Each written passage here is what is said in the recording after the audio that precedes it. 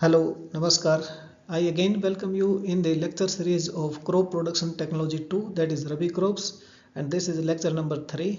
And today's topic for the discussion is chickpea.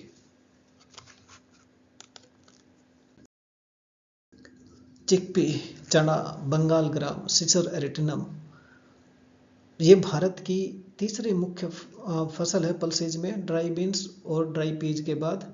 Chickpea की बात करें तो न्यूट्रिएंट के हिसाब से बहुत रिच है। 18 से 12% इसके अंदर प्रोटीन है, 52 से 70% कार्बोहाइड्रेट, क्रूड फाइबर 6, एस 3 और फैट कम है 4 से 10%। इसकी लीव्स में मैलिक और सिट्रिक एसिड होती है जो स्टोमेट की एलिमेंट्स हैं उनके लिए बहुत यूजफुल रहती है। चिकपी को हम ब्लड प्योरीफायर भी कहते हैं। ये हमारे ब्लड स्ट्रीम में कोलेस्ट्रॉल को कम करने में मदद करती है। एनिमल्स के लिए एक्सलेंट फीड है क्योंकि इसकी फोरेज की क्वालिटी बहुत अच्छी होती है। चिकपी की जो वाइल्ड वैरायटीज है वो नहीं मिलती। जो सीसर रेटिनिकुलेटम है ये प्रोजेनेटर मानते हैं इसको, और सीसर इकाइनोस्पर्मम है ये क्लोज रिलेटिव है। जोग्राफिकल डिस्ट्रीब्यूशन इसका बहुत वाइड है, इंडियन सब कॉन्टिनेंट से लेकर ईस्ट अफ्रीका, साउथर्न यूरोप और ऑस्ट्रेलिया तक जाता है। तो ये बहुत जगह इसका जो फैलाव है जोग्राफिकली वो बहुत ज़्यादा है। उसके बाद बात करें एरिया प्रोडक्शन प्रोडक्टिविटी की, तो जो ग्लोबली है इंडिया नंबर 1 है एरिया और प्रोडक्शन में। Turkey, Pakistan, Iran, Australia, Mexico, Ethiopia, Myanmar, Spain, Bangladesh, ये कंट्रीज मिलकर लगभग 96% तक जो टोटल प्रोडक्शन है वर्ल्ड का वो प्रदान करते हैं। उसके बाद अगर इंडिया की बात करें तो एरिया में नंबर 1 और प्रोडक्शन में नंबर 1। लेकिन जो इंडिया का में एरिया है इसका वो 10.91 मिलियन हेक्टेयर है, प्रोडक्शन 13.75 और प्रोडक्टिविटी 1260। अगर प्रदेशों की बात करें तो मध्य प्रदेश, राजस्थान, उत्तर प्रदेश, महाराष्ट्र, कर्नाटका, गुजरात, ये सब मिलके जो टोटल देश का उत्पादन है उसका 80% प्रोड्यूस करते हैं। हरियाणा के जो साउथर्न वेस्ट डिस्ट्रिक्ट हैं उसमें चने की खेती होती है, तो ये लगभग 32,000 हेक्टेयर का एरिया है। 36.4 थाउजेंड टन का प्रोडक्शन है और 1135 केजी पर हेक्टेयर की प्रोडक्टिविटी है। इसका मतलब नेशनल प्रोडक्टिविटी से कम है हमारी। और अगर वर्ल्ड की बात करें जो जिसमें हाईएस्ट है, इजिप्ट की प्रोडक्टिविटी है वो 1800 केजी पर हेक्टेयर है। तो अभी यहाँ पर 1260 और 1800 में अभी बहुत गैप है। उसके बाद बात करते हैं कि क्लासिफिकेशन, इसकी क्लासिफिकेशन 2 तरह से है, एक देसी एक काबुली। देसी का को हम माइक्रोस्पर्मा यानी छोटे दाने, और जो वाइट चिकपी है मैक्रोस्पर्मा जिसको काबुली चना कहते हैं, तो उसकी जो सीड साइज है वो लार्ज है अपने देसी चना के बजाय। और इनके बीच में जो डिफरेंस है वो है कि जो देसी चना है यानी ये वाला, इसका जो कलर की रेंज है वो येलो से डार्क ब्राउन है, और काबुली चना है इसकी जो क्रीमी से वाइट कलर की तरफ जाता है, जो इस पिक्चर में हमारे बाएं साइड है। सीड साइज छोटा है देसी चने का, काबुली का बोल्ड और अट्रैक्टिव है जो हमें इस पिक्चर में देखने को मिल रहा है। यील्ड पोटेंशियल ज़्यादा है क्योंकि इसका सीड साइज कम है पर यील्ड इसकी ज़्यादा आती है। यील्ड पोटेंशियल लो है काबुली चने का। प्लांट की स्मॉल है तो इसकी ब्रांचिंग कैपेसिटी ज़्यादा है यानी ग्राउंड कवर जल्दी कर लेता है। जो काबुली चना ये टाल है, इसका जो स्टैंड है वो लेस इरेक्ट रहता है। कैनोपी का जो कलर है हमारे जो देसी चने का वो डार्क ग्रीन रहता है, इसका लाइट ग्रीन है काबुली चने का। लीफलेट्स होती हैं, छोटी छोटी पत्तियां होती हैं देसी चने की, और जो काबुली चना उसके जो पत्तियां होती हैं वो बड़ी होती हैं। क्रोमोसोम नंबर देसी चने का 14 और 16 है, जबकि काबुली चने का 16 क्रोमोसोम नंबर होता है। उसके बाद बात करें क्लाइमेटिक रिक्वायरमेंट की। सब ट्रॉपिकल क्रॉप्स है तो वाइड रेंज की क्लाइमेटिक कंडीशंस अवेलेबल होती हैं यहाँ। सेंसिटिव एक्सेसिव मॉइस्चर के, हाई ह्यूमिडिटी और क्लाउडी वेदर के, यानी ज़्यादा बरसात हुई, ज़्यादा नमी रही, ज़्यादा पाला पड़ा, क्लाउडी वेदर रहा, तो इस फसल के लिए नुकसानदायक है। सीवियर कोल्ड होंगी या फ्रोस्ट होंगी उससे भी इस फसल के उत्पादन में भारी गिरावट आती है। भारत की बात करें तो जो रबी सीजन में जहाँ 400 से 700 mm तक बारिश होती है वहाँ पर इसको इजीली ग्रो किया जा सकता है। जो एवरेज टेम्परेचर है वो 25 से 30 डिग्री सेंटीग्रेड, और चिकपी एक लॉन्ग डे प्लांट है तो इसको 12 से 16 घंटे ब्राइट सनशाइन की आवश्यकता पड़ती है।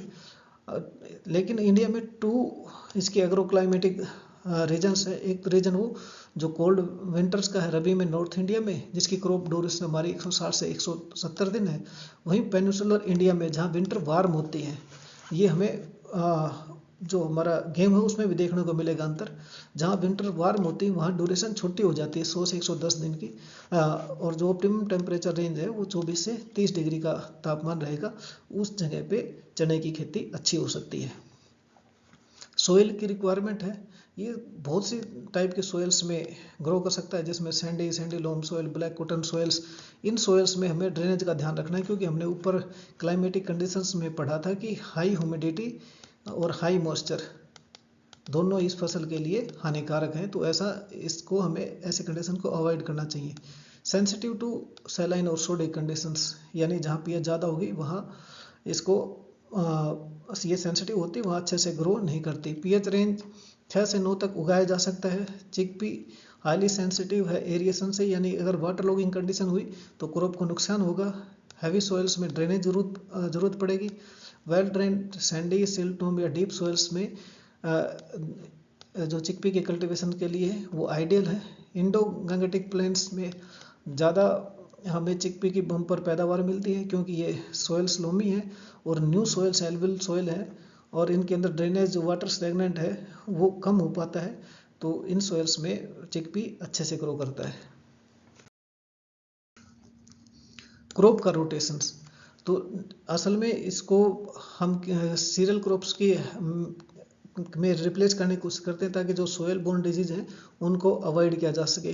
तो पैडी के बाद चिकपी, मेज के बाद चिकपी, बाजरा के बाद चिकपी, ज्वार के बाद चिकपी, और चिकपी को हम मिक्स क्रॉपिंग में लगा सकते हैं, वीट के साथ, बार्ले के साथ, लिनसीड के साथ, सनफ्लावर के साथ, रेपसीड और मस्टर्ड में।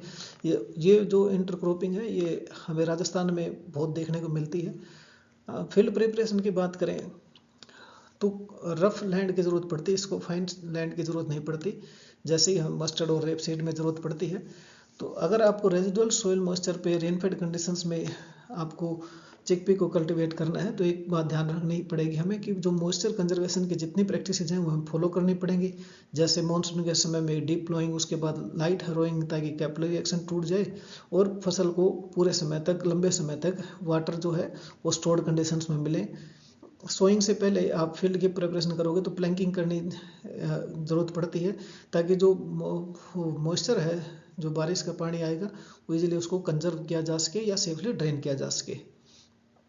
सोइंग टाइम है रेन फेड कंडीशंस में जो होगा, तो अक्टूबर का समय होगा, मिड अक्टूबर का, 15 अक्टूबर के आसपास सोइंग करनी है। इरिगेटेड कंडीशंस हैं तो आप 1 महीना डिले कर सकते हो, 15 नवंबर के आसपास। अगर सोइंग टेम्परेचर 30 डिग्री से ज़्यादा आता है, सोइंग के टाइम पे 30 डिग्री से ज़्यादा टेम्परेचर होता है, तो हाई वेजिटेटिव ग्रोथ होती है। उस टाइम पर अगर हाई वेजिटेटिव ग्रोथ हुई तो हाई चांसेस हो सकते हैं विल्टिंग के, क्रॉप के सोइंग के बाद। तो अगर आपके पास सोइंग आपको काबुली चने की करनी है तो अक्टूबर के एंड में, यानी जो लास्ट पखवाड़ा है, लास्ट हफ्ता उसमें, और फर्स्ट वीक ऑफ नवंबर, यानी 20 अक्टूबर के बाद से आप 7 अक्टूबर तक आप इसकी 7 नवंबर तक इसकी सोइंग कर सकते हो, अगर काबुली चने की आपको खेती करनी है तो। उसके बाद आती है सीड रेट की। सीड रेट का वेरिएशन सीड साइज के हिसाब से होता है। जो स्मॉलर वैरायटीज होंगी, जिसका स्मॉल टेस्ट वेट होगा, इसका मतलब नंबर ऑफ सीड ज़्यादा आ जाएंगे, तो कम सीड की रिक्वायरमेंट पड़ेगी। अगर सीड का जो साइज है वो बड़ा है, वेट ज़्यादा है, इसका मतलब ज़्यादा सीड की रिक्वायरमेंट पड़ेगी। तो जो टाइमली सोन देसी वैरायटीज़ हैं उसके लिए 40 से 45 kg सीड पर हेक्टेयर, और अगर बोल्ड सीडेड वैरायटीज़ हैं तो 75 से 80 kg पर हेक्टेयर। काबुली टाइप के जो चने हैं उनके लिए 80 से 100 kg पर हेक्टेयर की ज़रूरत पड़ेगी। अगर आप लेट सोन कंडीशंस में जा रहे हैं तो आप 10 से 30% तक, ऑन एन एवरेज हम मान के चलते हैं 25% हमें सीड इंक्रीज करके डालना चाहिए। सीड ट्रीटमेंट बड़ा इम्पैक्ट दे सकता है। अगर आप चने की खेती करते हैं राइजोबियम कल्चर के साथ, 10 से 12 घंटे पहले हमें ट्रीट कर देना चाहिए। उस सॉल्यूशन की यूनिफॉर्म कोटिंग होने के बाद हमें उसको शेड में ड्राई कर देना चाहिए 6 से 8 घंटे के बाद, और उसके बाद सीड को सोइंग के लिए यूज करना चाहिए। मेथड ऑफ सोइंग, 30 सेंटीमीटर की जो आपको टाइमली सोन है उसके अंदर सफिशिएंट मॉइस्चर आपका होना चाहिए क्रॉप में, और रेनफेड कंडीशंस में जो आप इसकी दूरी रखोगे मॉइस्चर के आधार पे वो 45 सेंटीमीटर होगी, यानी टाइमली सोइंग कंडीशंस में आपकी रो टू रो स्पेसिंग है वो कम रहेगी, और जैसे जैसे आपकी डिलेड होती चली जाएगी यानी मॉइस्चर के लिए कंपटीशन होगा, तो हम हर क्रॉप में ये जनरल फार्मूला लगाते हैं कि जहाँ रेनफेड कंडीशंस होंगी हम स्पेसिंग वाइड कर देंगे ताकि जो प्लांट की पॉपुलेशन है वो दूर तक फैले, टेलरिंग हो जाए, और प्लांट टू प्लांट एब्जॉर्प्शन है, कंपटीशन है पानी का और न्यूट्रेंट का वो कम से कम हो। लेट हो तो हमें और रिड्यूस कर देनी, क्योंकि हमें और नंबर ऑफ सीड्स एक्यूमुलेट करने, हमने अभी पढ़ा कि 20 से 30% तक हमें सीड ज़्यादा लेने हैं, तो ज़्यादा सीड लेने हैं इसका मतलब लाइन ज़्यादा करनी पड़ेंगी। तो हम सीड्स जो है कि रो टू जो रो लेंथ है वो टाइमली 29 थी, तो हम इसको 25 सेंटीमीटर कर देते हैं, तो वो सीड एकोमोडेट हो जाता है। सोइंग डेप्थ है वो मॉइस्चर के ऊपर डिपेंड करती है, और वो मॉइस्चर क्या करेगा, पीरियड ऑफ इमरजेंस को डिसाइड करेगा। तो 10 सेंटीमीटर की जो डेप्थ होती है वो 5 सेंटीमीटर से बेहतर होती है अगर आपके सोयल मॉइस्चर की कंजर्व करके बोया है, तो यानी अगर आपके पास इरिगेटेड कंडीशन नहीं है, रेनफेड में बिजाई करी है, तो आप नीचे बिजाई करें, सैलो बिजाई ना करें, तो उससे आपकी फसल डीपर लेयर से न्यूट्रिएंट को और वाटर को ऑब्जर्व करने में सहायक होती है। हाई यील्डिंग कल्टीवार्स जो स्पेसिफिक सिचुएशंस के लिए है, जैसे ड्रॉट टॉलरेंट की बात करें तो RS10, G24, T3, T87 और RSG 888, लेट सोन कंडीशंस में JG74 और स्टेन 76। विल्ट रेजिस्टेंट की बात करें तो HC हरियाणा चना नंबर 1, GPF2, JG 315। अगर ब्लाइट टोलेंट की बात करो तो गौरव और CNG 146। Early maturity thermosensitive variety की बात करो तो KPG 59 और BG 372। अगर बोल्ड सीडेड की बात करो तो काबुली में KAK2 और BO 1053 HK2 हरियाणा काबुली 2 वैरायटीज हैं। अगर हरियाणा में पॉपुलर वैरायटीज की बात करो तो H208 ये ड्रायर रीजन के लिए है, टॉलरेंट के है विल्ट के प्रति, और इसकी एवरेज जो यील्ड आती है वो 20 क्विंटल पर हेक्टेयर आती है।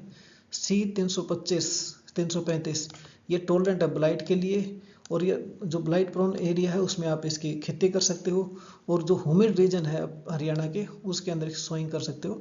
19 क्विंटल पर हेक्टेयर की इसकी पैदा है। हरियाणा चना नंबर 1 लेट सोन कंडीशंस के लिए, अर्ली मैच्योरिटी है इसके नेचर की, तो एस्केप कर जाता है जो पॉड बोरर का टाइम है, स्मॉल सीडेड वैरायटी है, और इसकी एवरेज यील्ड आती है 20 से 25 quintal per hectare.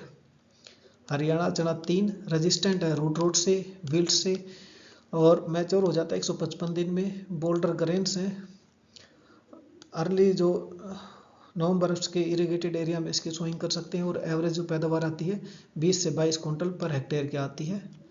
HC5 Haryana में जो इरेक्ट वैरायटी है, ये टाल है, हाई यील्डिंग है, टॉलरेंट है रूट रोट से और विल्ट से, और एवरेज यील्ड आती है इसकी 20 से 25 क्विंटल पर हेक्टेयर।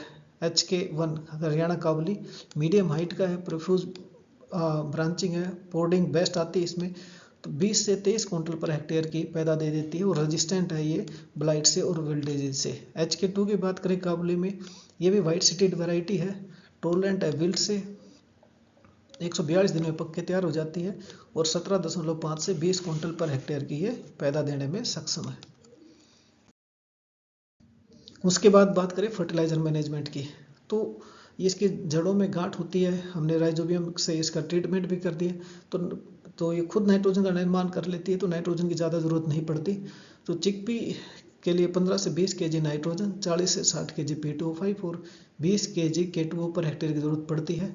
अगर आप रेनफेड कंडीशंस में हैं तो 2 किलो यूरिया 100 लीटर पानी में अगर आप स्प्रे करते हो तो उसके अच्छे परिणाम आते हैं। जो रिकमेंडेड फर्टिलाइज़र की डोज है वो आपको सोइंग टाइम में दे देने चाहिए। अगर आप इरिगेटेड कंडीशंस में चिकपी की खेती कर रहे हो तो आपको zinc sulphate 25 kg per hectare के हिसाब से भी सोइंग के टाइम पे जब आप फील्ड प्रिपरेशन करते हो आपको दे देनी चाहिए। इरिगेशन मैनेजमेंट, इसमें जो 2 क्रिटिकल स्टेज आती हैं जिस पे हमें इरिगेशन देना ज़रूरी है, और काबुली चना क्योंकि इरेक्ट है तो उसकी सूरज की किरणें नीचे तक जाती हैं, इवोपरेशन लॉस पानी का ज़्यादा होता है, तो एक पानी की एक्स्ट्रा ज़रूरत पड़ती है। 2 क्रिटिकल स्टेजेस हैं, प्री फ्लावरिंग यानी 45 से 60 दिन के बीच में, और पोड फिलिंग के स्टेज जब पोड डेवलपमेंट होती है उस टाइम पे हमें देनी चाहिए इरिगेशन दोनों। चिकपी में फ्लावरिंग के टाइम पे इरिगेशन अवॉइड करना चाहिए, वरना फ्लावर का ड्रॉप हो जाएगा। यानी जब पेड़ के ऊपर फूल आने स्टार्ट हो जाते हैं उससे पहले पानी देना है, वो जो प्री फ्लावरिंग है। और उसके बाद जब पोड डेवलपमेंट हो जाए, पोड फिलिंग हो जाए, उस टाइम पे यानी फर्टिलाइजेशन हो जाए और पोड के अंदर दाने बढ़ने स्टार्ट हो जाए, उस टाइम हमें दूसरा इरिगेशन देना चाहिए। डोमिनेंट वीड जो होती हैं वो चिनोपोडियम, मिलोलोटस, लथाइरस, मेडिगो, ट्राइगोनला, पोलिगोनियम। तो ये जो वीड्स हैं वो क्रिटिकल लगभग हर रबी क्रॉप्स में आती हैं। तो शुरू के जो 4 से 8 हफ्ते हैं, यानी 2 महीने, 1 महीने के बाद से दूसरा महीना, वो बड़े इंपॉर्टेंट है वीड कंपटीशन के लिए, क्योंकि इसकी स्टार्टिंग में स्लो ग्रोथ रहती है। अगर वीड ज़्यादा हो जाती है तो न्यूट्रेंट्स के लिए और मॉइस्चर के लिए प्लांट को स्ट्रगल करना पड़ेगा।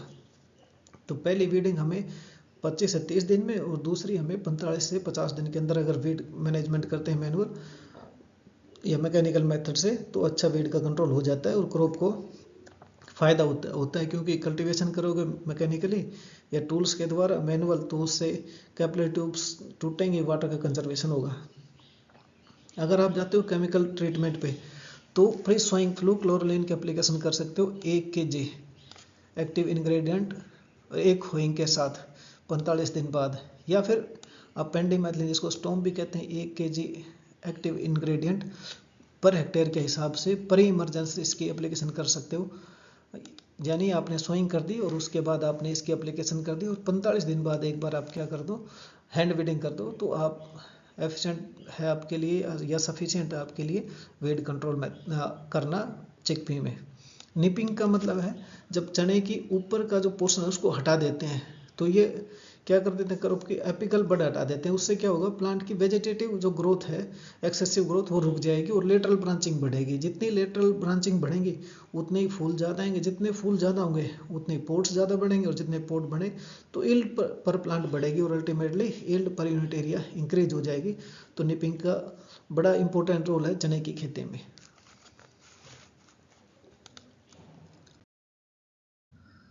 फिर है डिजीज़ का management. Ascochyta blight, ascochyta rabbi से होती है। इसमें आप पहली पिक्चर में ही देखोगे आप, ये सिम्टम्स हैं। इसमें लीफ जो ब्लेड होते हैं इसके सिम्टम्स आते हैं, फिर पेटियोल्स है, फिर फ्लावर पे, ब्रांच में तो ब्राउन स्पॉट्स बन जाते हैं इस प्रकार से, और वो पूरे फील्ड में धीरे धीरे फ्लो करते हैं और एक ब्रंट अपीयरेंस आती है जैसे जले हुए पत्ते हों।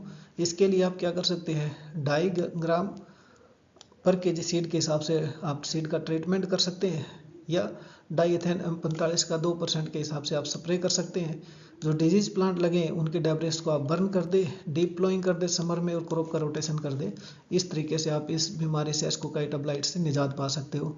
दूसरी है विल्ट, यानी फ्यूजीफोरियम ऑक्सीस्पोरियम से होती है ये चने का पौधा सेकंड पिक्चर में आपको दिख रहा होगा। ये इसके सिम्टम्स हैं। और अर्ली स्टेज की बात करूँ तो सीडलिंग कोलैप्स हो जाती है पूरी तरह। अगर ओल्डर सीडलिंग की बात करूँ तो जैसे इसमें दिख रही है, ये पत्तियां झड़ना स्टार्ट हो जाएंगी, और जब पत्तियां झड़ेंगी तो ये पूरा का पूरा पौधा धीरे धीरे करके मर जाएगा, और जो जाइलम वेसल है उसका डिस्कलरेशन हो जाएगा और वो पानी को अपटेक नहीं कर पाएंगे, तो इस तरह से पौधा मर जाएगा। तो अगर विल्ट का आता है तो आप इसमें क्या करोगे, एक समर में डिप्लोइंग कर दो, डेब्रिस हो डिजीज प्लांट की उसको नष्ट कर दो, क्रॉप रोटेशन कर दो, नॉन लेगुमिनस प्लांट यानी कि कोई सीरियल क्रॉप की खेती कर दो, एक क्रॉप रोटेशन में सीड का ट्रीटमेंट कर दो बवास्टिन के साथ, ट्राइकोडर्मा से कर सकते हैं, विटावेक्स ट्राइकोडर्मा प्लस विटावेक्स 1 ग्राम के साथ पेस्ट बना के 5 ml वाटर पर केजी सीड के लिए काफ़ी है, जिससे सीड ट्रीटमेंट हो जाता है और विल्ट से हम छुटकारा पा सकते हैं। थर्ड है रूट रोट और कॉलर रूट। इसको रूट रोट भी बोलते हैं, कॉलर रूट भी बोलते हैं। फ्यूजेरियम सोलनाइस से होती है।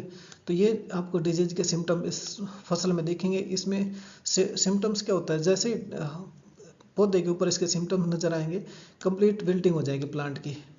तो जब इनिशियल सिम्टम आते हैं तो डार्क ब्राउन स्पॉट आपको स्टेम के पास दिखेंगे, जड़ के नज़दीक, यानी सोयल के लेवल के आसपास। तो इन्फेक्टेड सोयल्स होगी, वहाँ से ये क्या होगी, डिजीज डेब्रिस प्लांट की होती है, उससे जो अनइन्फेक्टेड एरिया है उसमें स्प्रेड हो जाती है। तो ये इस प्रकार से डिजीज स्प्रेड करती है। इसका सीड ट्रीटमेंट के द्वारा इसका उपचार किया जा सकता है। बोआस्टीन 2.5 ग्राम पर केजी सीड का अगर आप ट्रीटमेंट करते हो तो वो इसके कंट्रोल करने में सक्षम है। उसके बाद आती है इंसेक्ट मैनेजमेंट। इंसेक्ट मैनेजमेंट में टर्माइट्स, माइक्रोटर्मस ओबस्कस, जो टर्माइट का प्रभाव है तो ये आपको जैसे हमें गेहूं में भी देखने को मिलता था, तो जैसे येलो होना स्टार्ट हो जाएगा, फिर आप उसको ऊपर की तरफ खींचोगे तो वो इजीली पुल्ड आउट हो जाएगा। सेम सिम्टम इसमें नज़र आते हैं। तो इसमें क्या कर सकते हो आप, जो 100 kg सीड है उसको ट्रीट कर सकते हो 850 ml मोनोक्रोटोफास से या 1500 ml क्लोरोपायरीफोस से। टोटल सॉल्यूशन को हम 2 लीटर बना के बाय एडिंग वाटर और इसको सीड के ऊपर स्प्रेड करके उसको सुखा दो, जैसा हमने गेहूं में सुखाया था। तो इस प्रकार हम टर्माइट का कंट्रोल कर सकते हैं। कटवर्म, एग्रोटिस स्पीसीज, ये कटवर्म है। ये पॉलीफेगस है नेचर का।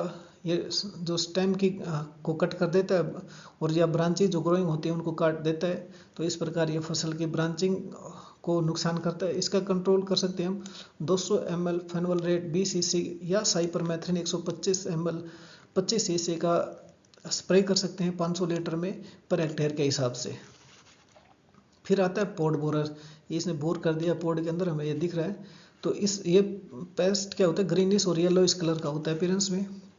वो पहले लीव्स पे जाता है, बड्स पे, और फिर बाद में पोड्स को खाना शुरू कर देता है। ये अगर आ जाता है तो जो पोड के अंदर जो दाने होते हैं उसको पूरे के पूरे खा जाता है। इसको कंट्रोल कैसे कर सकते हैं, 1 लीटर क्विनलफोस का 20 EC या 1 kg कार्बोरिल 50% वेटेबल पाउडर या 500 ml मोनोक्रोटोफास 36 SL या 200 ml फेनोल्फ्रेट 20 cc को 250 लीटर पानी मिलाकर पर हेक्टेयर के ऊपर स्प्रे करने से हम हेलिकोर्पा आर्मिगेजेरा को कंट्रोल कर सकते हैं।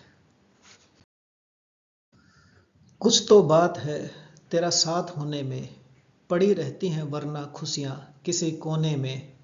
ये घर, दीवारें, खिड़कियाँ, बर्तन सब चुप हैं, कोई आवाज़ नहीं आती अब मेरे चिल्लाने में। वो कमरा तेरी आवाज़ गूंजती थी जहाँ, हफ्तों लग जाते हैं उस दहलीज तक जाने में। पर्दे, तकिया, चादर सब चुगली करने लगे, कमबख्त ये भी कोई जीना है जीने में। गमलों में भी अब कहाँ कोई रौनक बची, खुशबू खौफ खाने लगी है वीरानों से। तेरे होने का, चैन से सोने का कोई तो रिश्ता है, माही अब रात गुजर जाती है नींद आने में। तो धन्यवाद हमारी क्रॉप प्रोडक्शन टेक्नोलॉजी की इस श्रृंखला से जुड़े रहने के लिए। धन्यवाद।